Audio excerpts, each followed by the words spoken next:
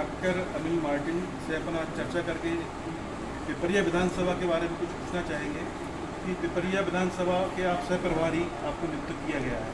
यहाँ पर आपने कई दौरे कर चुके हो, दौरा करने के बाद आपने जाना हो कि यहाँ प्रत्याशी कैसा हो, क्या यहाँ की मांगे हैं, कुछ उसके बारे में बताइए। देखिए, पिपरिया क्षेत्र जो है ये एक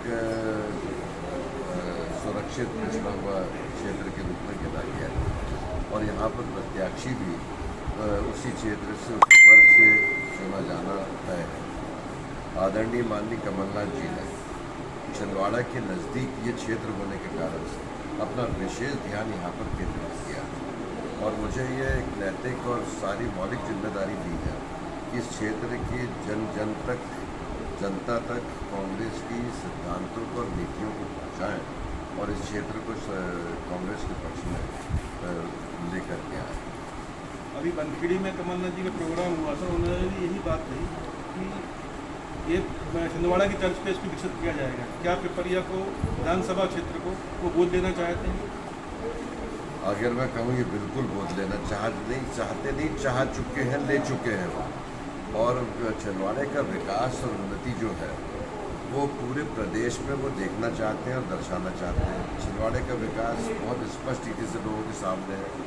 रोल मॉडल कहा जाता है। रोल मॉडल हिंदुस्तान लेबर, रेमंड्स फैक्ट्री, ये 35 साल पहले से आ गई और पूरे प्रदेश में कमलनाथ जी ने आईफा अवार्ड के लिए इनवाइट कर लिया था लोगों को। वर्ल्ड में वो क्षेत्र में दिखाना चाहते थे कि हमारा मध्य प्रदेश के क्षेत्र में आगे जाए। पिपरिया एक औद्योगिक क्षेत्र है और कमलनाथ जी स्वयं एक इंडस्ट्रियलिस्ट हैं, तो उनकी सोच यहाँ पर काफ़ी अच्छी होना चाहिए कि इस क्षेत्र में क्या क्या प्रोग्रेस हो सकती है। कमलनाथ जी का ध्यान ही इस ओर है कि उन लोगों को, जिन लोगों को इस क्षेत्र के उत्पादन का और उनकी बातों का लाभ नहीं मिला। एक तो देखिए, इंडस्ट्रियल एरिया के लिए, इंडस्ट्रीज़ के लिए उनको बहुत ज़्यादा कंसर्न है। दूसरा, यहाँ पर वेयर हाउस की सबसे बड़ी मंडी कहा जाती है और मंडी के क्षेत्र में स्थानीय किसान को, स्थानीय लोगों को अगर उसका लाभ ना मिले, बाहर के लोग लाभ उठा रहे हैं, बाहर के लोग उसके लिए धन अर्जित कर रहे हैं। और वेयर हाउस के बारे में मैं ये कहना चाहूँगा, कहने के लिए किसानों को है, पर पूरे व्यापारी फ़ायदा ले रहे हैं। व्यापारी फ़ायदा ले रहे हैं और जो बाहर के लोग हैं वो फ़ायदा उठा के जा रहे हैं। स्थानीय किसान को कुछ लाभ मिल ही नहीं रहा। वही हमारा जो कमलनाथ जी का इसलिए वहाँ पर मतलब केंद्र पर ध्यान है कि इनको कैसे विकास करके स्थानीय लोगों को लाभ पहुँचाए। कमलनाथ जी की बात करें तो कमलनाथ जी ने पिछले 15 महीने की गवर्नमेंट में भाजपा हमेशा आरोप लगाती है कि उन्होंने बहुत सी स्कीम को बंद कर दिया था, उसके बारे में आप कुछ बताना चाहेंगे? देखिए, कमलनाथ जी ने जो वादे किए थे, सबसे पहला तो वादा किया था कि किसानों की कर्ज माफ़ी। उन्होंने 10 दिन के अंदर किसानों की कर्ज माफ़ी की घोषणा को पूरा किया। किस स्तर पर किया था? उन्होंने देखिए 3 चरण बनाए थे और उन चरणों पर वो पूरी रीति से खराई से अपना काम कर रहे थे। पहले चरण में 50 लाख, 50,000, 1 लाख, 1.5 लाख, 2 लाख और वो लाख और 1.5 लाख तक पहुंच गए थे। 18 महीने भी नहीं बीते थे और सरकार हमारी जाती रही। नहीं तो वो सारे लाभार्थी इससे कहीं ज़्यादा होते, क्योंकि उन्होंने आरंभ कर दिया था 10 दिन में उन्होंने शुरू कर दिया था। उनका पहला निर्णय ये था कि कर्ज माफ़ी वाला, लेकिन जो चुनावी वादा था उसमें सिर्फ 2 लाख की बात कही गई थी, लेकिन बाद में स्टेप बाय स्टेप लाना कहीं ना कहीं वादा खिलाफी की ओर ले गया। ये जनता का मानना है। तो जनता का मानना है, लेकिन जो आंकड़े कहते हैं, जहाँ पर किसानों को जहाँ कर्ज माफ़ी हुई और उनको पैसा मिला, आप उनके आंकड़े तो निकाल करके देखिए। खुद किसान बता रहे कि हमारे इतने कर्ज माफ़ हुआ, इतना कर्ज माफ़ हुआ है। मैं ये इसको डिनाई नहीं कर रहा हूँ, कर्ज माफ़ नहीं हुआ, लेकिन मंच से घोषणा सिर्फ 2 लाख की थी और स्टेप बाय स्टेप कुछ आपके यहाँ जो मैंने बताया ना आपको कि 3 चरणों में होना था। हम सेकंड चरण तक भी नहीं पहुँच पाए थे और हमारी सरकार जाती रही, तो इस कारण से हम उसको पूर्ण नहीं कर पाए। 2 लाख नहीं, उसके आगे भी लाभार्थी लोगों को लाभ मिलना था, क्योंकि किसान कर्ज में दब गया था, किसान आत्महत्याएं कर रहा था, किसान पूरी रीति से बर्बादी के रास्ते में चला जा रहा था। अपन पिपरिया पर ही ध्यान केंद्रित करें। पिपरिया में जो कांग्रेस और भाजपा जो टक्कर होगी, सीधी टक्कर मानी जाती है, यहाँ तीसरा दल कोई आता नहीं है। पूरे MP में देखा जाए तो कुल 2 ही दल है और अनुसूचित जाति के लिए ये सीट आरक्षित है, उसके बारे में आप कुछ? देखिए, सुरक्षित सीट होने के कारण से आदरणीय कमलनाथ जी ने अपने क्षेत्र में वहाँ पर जो मेयर बने हैं, जो नगर पालिका कहते हैं, वो एक कैटरिंग एक टेंट हाउस चलाने वाले व्यक्ति को वहाँ से निकाल के उन्होंने मेयर बना दिया। और उनका उद्देश्य टारगेट ही मुझे यहाँ पे जो जिम्मेदारी दी, उन्होंने ये कहा है कि मैं नीचे के तबके के लोगों को ला करके समानाधिकार में देखना चाहता हूँ और उनको विकसित और विकासशील उस क्षेत्र को देखना चाहता हूँ। भाजपा की नीति और कुरीति, जी इसके बारे में पिपरिया के वो लेकर केवल पिपरिया पर ध्यान केंद्रित कर आप देखिए, मैं बहुत स्पष्ट चीज़ से बताना चाह रहा हूँ कि जो वर्तमान आज के जो सिटिंग एमएलए हैं, जो वर्तमान सरकार है, कि देखिए गोदड़ी ओढ़ करके घी पी रहे हैं। मैं कहने को तो खबरेल वाले घर में रहते हैं, लेकिन आप उनकी विरासत तो देखिए, उसका मूल्यांकन तो करवाइए। ईडी के छापे और सीबीआई और ईओडब्ल्यू और ये वो सब दूसरों के जगह जाके इनके घरों को टटोल के तो देखिए, आपको जानकारी मिल जाएगी कि उन्होंने लाभ कितना प्राप्त किया, कहाँ से प्राप्त किया। ये वो गरीब जनता का वो जो लाभ उनको मिलना था, ये खुद का लाभ ले रहे हैं। ये आकलन करना भाजपा का काम तो नहीं है, पत्रकार का काम भी नहीं है। क्या आपका काम है या नहीं कि इनका आकलन निकाल करा जाए? देखिए, हम इस समय में हम जनता के पास जा कर के उनको इन बातों से पूरी रीति से अवगत करा रहे हैं कि देखिए, आप लोगों ने जिनको वोट दिया था, जिनको आपने समर्थन दिया था, लाभ उन्होंने लिया है कि लाभ आपको मिला। आज जनता ठगी खड़ी हुई रह गई। 30 साल हो गया भाजपा यहाँ से जीतती आ रही है और 30 साल में पिपरिया का विकास आप देख लीजिए किस प्रकार से हो रहा है। विकास तो हुआ है, अस्पताल इतना बड़ा बनाया है। अस्पताल की हालत तो देखिए, वहाँ ना डॉक्टर्स हैं ना नर्सेज हैं। वहाँ जो पेशेंट्स आते हैं उनको ना दवाइयाँ हैं ना वो, आप सुविधाओं के नाम पर वहाँ पर कुछ भी नहीं है। आप ओवर ब्रिज देख लीजिए, उसका कंस्ट्रक्शन कितने साल लग गए। आप उसके कंस्ट्रक्शन का जो क्वालिटी कंस्ट्रक्शन है देख लीजिए, गाड़ियाँ चलना मुश्किल है वहाँ।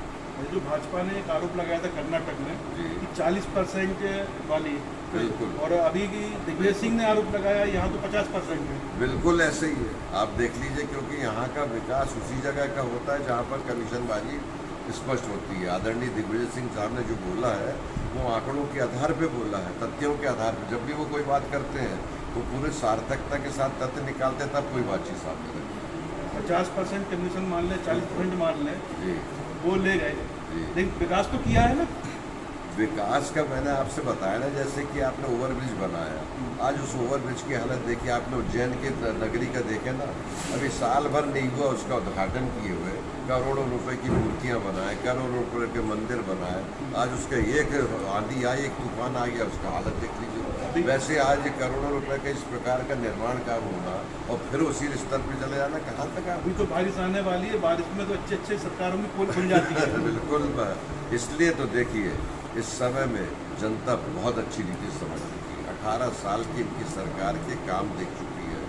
पूरे मध्य प्रदेश में त्राहिमाम बचा हुआ है और जनता निश्चित बोल रही है कि कमलनाथ, कमलनाथ, कमलनाथ और कमलनाथ। और केवल एक कारण से कि विकास। अपने लिए बोल रहे हैं कमलनाथ, अब जनता बोलती है तो चुनाव के परिणाम आप देख लीजिएगा, परिणाम देख लीजिएगा। लेकिन एक आदरणीय हमारे राहुल गांधी जी ने परसों ही अपना स्टेटमेंट पत्रकारों को दिया है कि कर्नाटक में 136 सीट हमने बोला था वो आई। आज मध्य प्रदेश में हम 150 सीट बोल रहे हैं, वैसी की वैसी आई। आप आज देख लीजिए, आगे नवंबर में आप मूल्यांकन कर लीजिएगा, आप उसको समय दिखाएगा। जी हाँ। लेकिन पिपरिया का भ्रष्टाचार और मध्य प्रदेश के भ्रष्टाचार के बारे में आप कुछ बताएं कि यहाँ किस लिए? देखिए, भ्रष्टाचार तो चरम सीमा पर है। जितने अधिकारी हैं, जितने सरकारी कर्मचारी हैं, वो सत्ता पक्ष के दबाव में इतना है। और मैं कहूँ कि अगर बंधुआ मजदूर के समान काम कर रहे हैं तो अतिशयोक्ति नहीं होगी। वो बंधुआ मजदूर हो गए। जैसा वो अधिकारी को तोहमत लगा रहा है कि तोहमत बिल्कुल वो, क्योंकि इनके कहे बिना अगर कुछ करते तो उनका स्थानांतरण से रुक जाता है, उनका पीएफ रुक जाता है, उनकी पदोन्नति के साथ साथ प्रमोशंस के साथ साथ एरियस रुक जाता है, उनकी चार्ज जो सर्विस बुक है वो खराब कर दी जाती है। तो उनको मजबूरी है कि उनका 12-12 घंटे नौकरी कर रहे हैं, जो काम उनका नहीं वो भी काम वो कर रहे हैं। तो गवर्नमेंट आने के बाद उनकी इंक्वायरी होगी कि इन लोगों ने क्या क्या गलत आप काम? देखिएगा, सरकारी कर्मचारी और अधिकारी ने अपना मन बना लिया है कि इनके अधीनस्थ तो अब वो काम नहीं करेंगे। मतलब गवर्नमेंट का एम्प्लॉयज भी आपका साथ देगा? बिल्कुल देगा। देखिएगा आप ये वाले चुनाव में इनकी इनकम्बेंसी जनता के साथ साथ दफ्तरों में भी आ गई। दफ्तरों में भी आ गई। सरकारी सहकर्मी, आप थानों के हाल देख लीजिए, लोग गमछे डाल करके जाके कैसे दादागिरी बताते। जरा टीआई साहब से पूछ लीजिए, जरा सीएसपी साहब से पूछ लीजिए किस प्रकार के दबाव में वो काम करते हैं। तो वो तो बोलते हैं तो नियम से काम कर रहे हैं। नियम से काम बोलना पड़ता है। देखिए, आप लोगों के सामने लेकिन उनकी अंतरात्मा जानती है कि वो किस बोझ से काम कर रहे हैं। मैं ये कहना चाह रहा हूँ, आपने स्वयं ने सब आरोप लगाए, पर आपकी कांग्रेस कभी जाके बाजार में ये प्रदर्शन क्यों नहीं करती? देखिए आम जनता के पक्ष में खड़ी क्यों नहीं होती कि 4.5 साल हम परेशान होते रही जनता, और आज आप चुनाव के समय आरोप लगा रहे हैं, जनता के साथ खड़े क्यों नहीं हुए? जी नहीं, हमने लगातार 4 साल तक हमारे जो जो जो कार्यकर्ता हैं वो आवाज़ उठाते रहे। आप पेपर उठा के देख लीजिए पेपरिया का, कोई सप्ताह ऐसा नहीं जाता है 2-3 साल से आप देख लीजिए जिसमें कि हमारे कांग्रेस कार्यकर्ताओं ने इन बातों को ना उठाया। हर जगह हर स्थान पर खड़े होकर के उन्होंने, चाहे ग्रामीण क्षेत्र हो, चाहे पिपरिया का प्रॉपर क्षेत्र हो, चाहे कोई भी क्षेत्र हो, हमारे कार्यकर्ताओं ने बराबर पक्ष रखा, लेकिन उनकी सुननी नहीं हुई। आपने रखा इस बात से मैं सहमत हूँ जी, पर जिस स्तर पर भाजपा विपक्ष की भूमिका निभाती थी उस स्तर से आप नहीं आ पाए। देखिए हम आपको बता दें, कांग्रेस का काम करने का तरीका बहुत सौहार्दपूर्ण ढंग से और मर्यादित है। मर्यादित से आपको एक छोटा सा उदाहरण देता हूँ मैं। जब पेट्रोल और डीजल के भाव बढ़ते थे कांग्रेस के समय में, ये लोग रोड पे आकर के, पेट्रोल पंप पे आकर के न जाने किस किस प्रकार का लेकिन कांग्रेस ने लेकिन अपनी मर्यादित होकर के जब भी विरोध करी है, मर्यादा में करी है, सभ्यता से करी है, क्योंकि लोग हमको आदर्श समझते हैं और हम उनके सामने आदर्श न बता करके, आप लोकसभा का वो देख लीजिए, विधानसभा की हालत देख लीजिए कि किस प्रकार की स्थिति निम्न स्तर पर चले जा रही है। संविधान के बोलते हैं लोग, उनकी रक्षा तो भाजपा कर सकते हैं। देखिए वो तो समय बता रहा है संविधान की रक्षा कौन कर रहा है और कौन नहीं कर रहा है। मैं ऐसे पत्रकार एलिगेशन नहीं लगा सकता।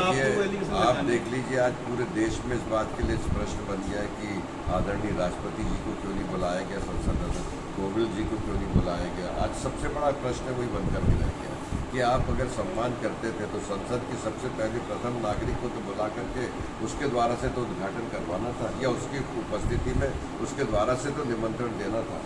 संसद का ओरिजिनल मालिक कौन होता है? देखिए, संसद के ओरिजिनल मालिक में स्पष्ट रीति से है कि चुनी हुई जनता के प्रतिनिधि तो जाते हैं, लेकिन राष्ट्रपति के अभिभाषण से ही वो संसद भवन का कार्य आरंभ होता है।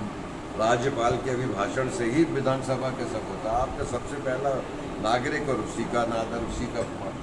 यही तो कांग्रेस अपना बात कहती कि साहब आप संसदीय परंपराओं को, संवैधानिक परिस्थिति। कांग्रेस ने तो टोटल बाइकआउट किया, अब संसद में गए इसलिए नहीं गए क्योंकि वहाँ जाकर के शर्मसार स्थिति का सामना नहीं किया। यदि कांग्रेस जीतती है और सरकार बनाती है और हमने तो बोल दिया हम वहाँ पे जाएंगे नहीं, वहाँ काम ही नहीं करेंगे, क्योंकि वहाँ का तो उसको तो बहुत ही शुद्धिकरण करना पड़ेगा। अभी तो बहुत सी बात है हमारी कांग्रेस तो ये तो समय के गर्भ में क्या दिखाए, समय काल गर्भ। जी नहीं, आप देख लीजिएगा ये 3 राज्यों में, छत्तीसगढ़, मध्य प्रदेश और राजस्थान, इसका परिणाम आपको पता लग जाएगा और ये परिणाम 2024 में स्पष्ट दिखाई देगा। एंटी इनकम्बेंसी यदि एमपी में है तो एंटी इनकम्बेंसी राजस्थान कर देंगे। देखिए वही मैंने बोला कि आपको ये 3 राज्यों के रिजल्ट भी बता देंगे कि आगे का भविष्य क्या। 2024 का सेमीफाइनल मान लो। सेमीफाइनल है बिल्कुल, अभी क्वार्टर फाइनल हुआ कर्नाटक में, देख लिए ये सेमीफाइनल और फाइनल 2024। ठीक है, अच्छी बात है। आप तो सिर्फ पिपरिया का ही कुछ बताएं जो आप एलिगेशन यहाँ लगाना चाहें विधायक और उनके पिपरिया में सराउंडिंग जो एक हमने एक अपना एटमॉस्फेयर बना लिया। देखिए मैं जनता के बीच में जा रहा हूँ, मैं जनता के बीच का व्यक्ति हूँ और मैं आपको बता दूँ कि मैं सामाजिक कार्यकर्ता जाता हूँ।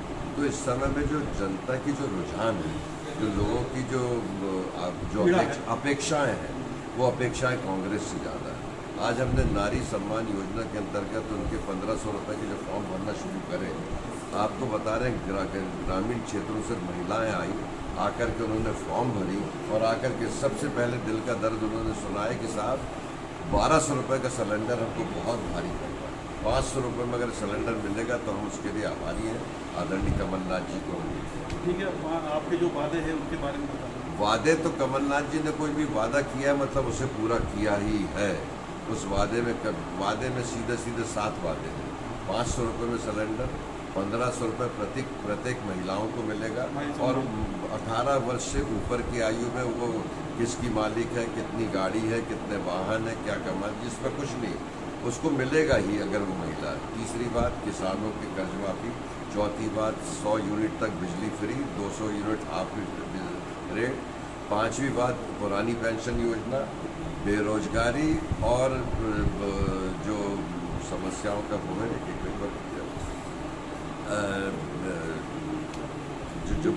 हाँ जो नियुक्तियाँ थी कुछ, जी हाँ, बेरोजगारी में ये है कि आज पूरा देश, हमारे जवान जो है वो बेरोजगारी, महंगाई चरम सीमा पर, ये 7 बातें हैं जिस पर हम वो कर रहे हैं। आज महंगाई भी इतनी चरम सीमा पर कि देख लीजिए। आशा करते हैं कि आप ये अपनी बातों पर खरे उतरेंगे और पिछली बार की तरह कुछ स्कीमों को आप बंद नहीं करेंगे। ना हमने कभी बंद किया, ना करेंगे, ये हम आशान्वित करते हैं। आगे आप देखिएगा कमलनाथ जी का जो बोलना है, कथनी और करनी में कितना खरे उतरते हैं, वो आप कामों में देखिए। क्योंकि छिंदवाड़ा की जनता में आज विश्वास, जी हाँ, जो विश्वास है वो पूरे प्रदेश में, पिपरिया के लोगों को मैं आश्वासन दे रहा हूँ कि ये सारी बातें पिपरिया के क्षेत्र के लिए विकास और उन्नति कारक हैं। मैं क्योंकि पिपरिया का बासिंदा हूँ तो मैं ये चाहूँगा, कमलनाथ जी बहुत अच्छे इंडस्ट्रिस्ट हैं और पिपरिया क्षेत्र इंडस्ट्री के लिए जाना जाता है, तो अच्छी इंडस्ट्री यहाँ पर आए और इतना ही कहकर, ऐसा ही होगा, आपकी आशा में बराबर मैं इतना ही कहकर अपना विराम देते हैं। बहुत धन्यवाद, थैंक यू।